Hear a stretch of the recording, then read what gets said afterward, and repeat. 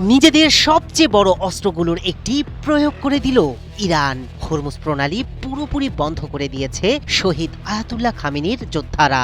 এখান দিয়ে এখন কোনো জাহাজ পার হওয়ার চেষ্টা করে সরাসরি এই যুদ্ধ ঘোষণার মধ্য দিয়ে বিশ্ব জ্বালানি বাজারের হৃৎপিণ্ডে চলছে বারুদের আগুন। প্রতিদিন বিশ্বের মোট তেলের প্রায় 1/5 যে সরু জলপথে প্রবাহিত হয় সেটিকেই তালাবদ্ধ ঘোষণা তেহরানের। এক ফোঁটা তেলও বেরোতে দেয়া হবে না, এমন বিস্ফোরক বার্তায় কাঁপছে আন্তর্জাতিক তেলের বাজার। ইতোমধ্যে হামলার শিকার একাধিক ট্যাঙ্কার। হু হু করে বাড়ছে তেলের দাম। প্রশ্ন এখন একটাই, বিশ্ব কি জ্বালানি যুদ্ধের দ্বারপ্রান্তে? বিশ্বের অন্যতম গুরুত্বপূর্ণ সামুদ্রিক তেল পরিবহন পথ হরমুজ প্রণালী পুরোপুরি বন্ধ করে দেওয়ার ঘোষণা দিয়েছে ইসলামী বিপ্লবী গার্ড আইআরজিসি। তাদের হুঁশিয়ারি, এই প্রণালী দিয়ে কোনো জাহাজ পার হওয়ার চেষ্টা করলে সেটিতে আগুন ধরিয়ে দেয়া হবে। এই ঘোষণা আসতেই বিশ্ব জ্বালানি বাজারে নতুন করে ছড়িয়েছে উত্তেজনা। ইরানের রাষ্ট্রীয় গণমাধ্যমের তথ্য বলছে, আইআরজিসির কমান্ডার ঘোষণা দিয়েছেন হরমুজ প্রণালী ইতোমধ্যেই বন্ধ করে দেয়া হয়েছে। সোমবার আইআরজিসির কমান্ডার ইন চিফের একজন সিনিয়র উপদেষ্টা ইব্রাহিম জারারি বলেন, কেউ এই পথ অতিক্রমের চেষ্টা করলে সেই জাহাজে হামলা চালাবে বিপ্লবী গার্ড ও নিয়মিত নৌবাহিনী।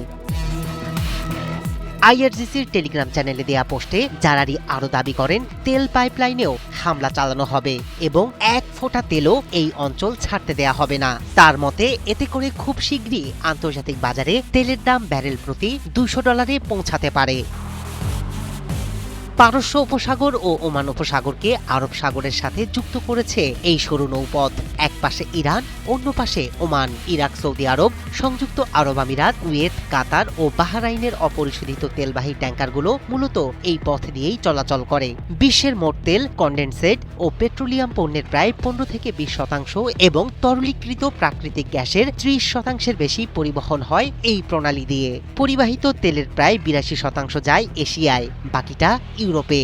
শুধু চীনের মোট এলএনজি আমদানি প্রায় 24% আসে এই রুটে।